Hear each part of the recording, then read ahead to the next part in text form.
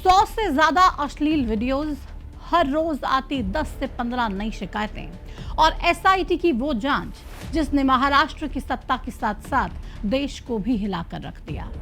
अंधविश्वास का ऐसा खेल जिसने सैकड़ों जिंदगियां तबाह कर दी। भविष्य बताने के नाम पर महिलाओं की आबरू को लूटा गया, उनके अश्लील वीडियोस बनाए गए, उन्हें धमकाया गया और सालों तक यौन शोषण यानी कि सेक्सुअल हैरेसमेंट का खेल चलता रहा, लेकिन किसी को कानों कान खबर तक नहीं लगी। आज की इस वीडियो में मैं प्रतिमा दत्ता आपसे बात करूंगी और आपको बताऊंगी कि आखिर कैसे किसी पर आंख बंद करके भरोसा करना आपके लिए घातक साबित हो सकता है। आखिर एक गलती से कैसे आप बर्बाद हो सकते हैं, कैसे आप एक गंदे खेल में फंस सकते हैं जो आज के वक्त बेहद आम हो चला है। हर किसी को अपना भविष्य जानना है। अगर घर में किसी भी तरह की कोई परेशानी है तो उसे खुद ही सॉल्व करने की कोशिश नहीं करना है, बल्कि किसी बाबा या फिर ज्योतिषी की सलाह लेनी है।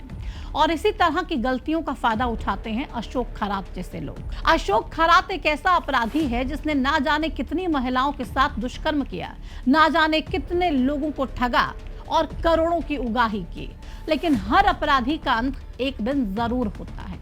18 मार्च को भी एक ऐसी गिरफ्तारी होती है जिस शख्स का नाम होता है अशोक खैरात, जिसका ऐसा गंदा साम्राज्य जो किसी आम इंसान की सोच से भी परे हो। आज की इस वीडियो में हम अशोक खैरात की उस खौफनाक सच की परतें खोलेंगे जिसने मानवता को शर्मसार कर दिया, और जानेंगे कि आखिर कैसे एक तथाकथित ज्योतिषी ने भय को अपना सबसे बड़ा हथियार बनाया। मामले की शुरुआत होती है नासिक के सिन्नर इलाके से, जहां अशोक खैरात का एक मंदिर ट्रस्ट चलता था।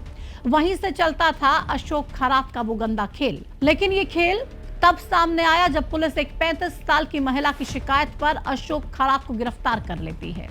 उस महिला का आरोप था कि खैरात पिछले 3 साल से उसके साथ बार बार दुष्कर्म कर रहा था, लेकिन ये तो सिर्फ एक सिरा था।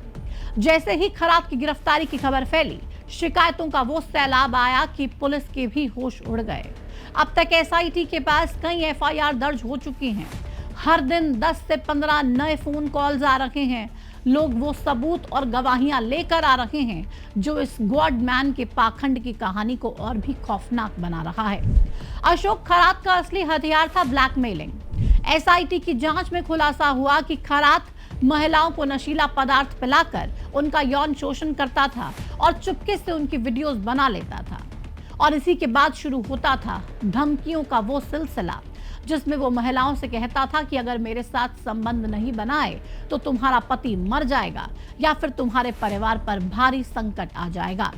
और लोग इसके जाल में फंसते चले गए। खैरात महिलाओं की इज्जत लूटता गया, लोगों के भविष्य को बताने के नाम पर उनसे भारी भरकम रकम वसूलता रहा। लेकिन कहते हैं ना कि अपराधी चाहे कितना भी शातिर क्यों ना हो, कोई ना कोई ऐसी गलती जरूर कर देता है जो उसको अंत की तरफ ले जाती है। और यही गलती खैरात ने भी की। उसने अपने ऑफिस में काम करने वाले एक ऑफिस बॉय की पत्नी के साथ अश्लील हरकत की, जिसके बाद खैरात की उल्टी गिनती शुरू हो गई। खैरात के ऑफिस बॉय ने उसके 100 से ज्यादा वीडियोस बनाए और उन वीडियोस को अपने पास रखा।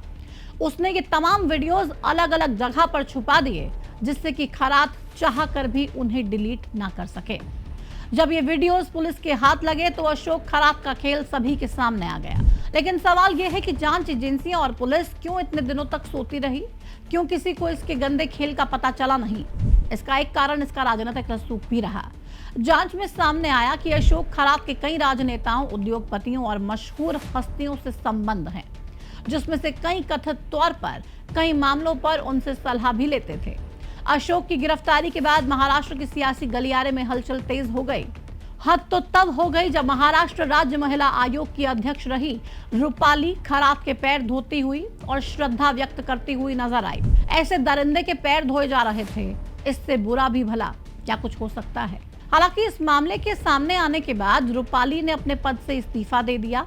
अशोक खैरात ने गंदगी के इस खेल में बड़ा साम्राज्य भी खड़ा कर दिया था। उसकी संपत्ति की बात करें तो जांच में ये सामने आया है कि उसके पास करीब 1500 करोड़ रुपए की संपत्ति है।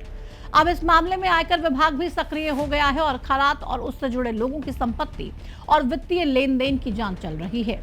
वहीं साइबर पुलिस इन आपत्तिजनक वीडियोस की जांच कर रही है ताकि ये पता लगाया जा सके कि इनका इस्तेमाल किस तरह से किया गया। महाराष्ट्र के पुलिस महानिदेशक सदानंद दाते और राज्य सरकार इस पूरे मामले की जांच पर नजर बनाए हुए है। खैर, अब आगे देखना होगा कि इस पूरे मामले में और कितने पन्ने खुलते हैं। क्या इस मामले में उन रसूखदार लोगों के नाम भी सामने आएंगे जिनका हाथ अशोक खरात के सर पर था? और क्या अब लोग सबक लेंगे कि अगर भविष्य जानने के चक्कर में पड़ोगे तो वर्तमान भी खराब हो जाएगा। इसलिए वर्तमान को अच्छा बनाओ, ना कि भविष्य के पीछे भागो। और हाँ, अगर आप में से कोई भी इन चक्करों में पड़ा है और हमारी ये वीडियो देख रहा है तो सावधान हो जाइए और इन सब से बिल्कुल दूर रहिए।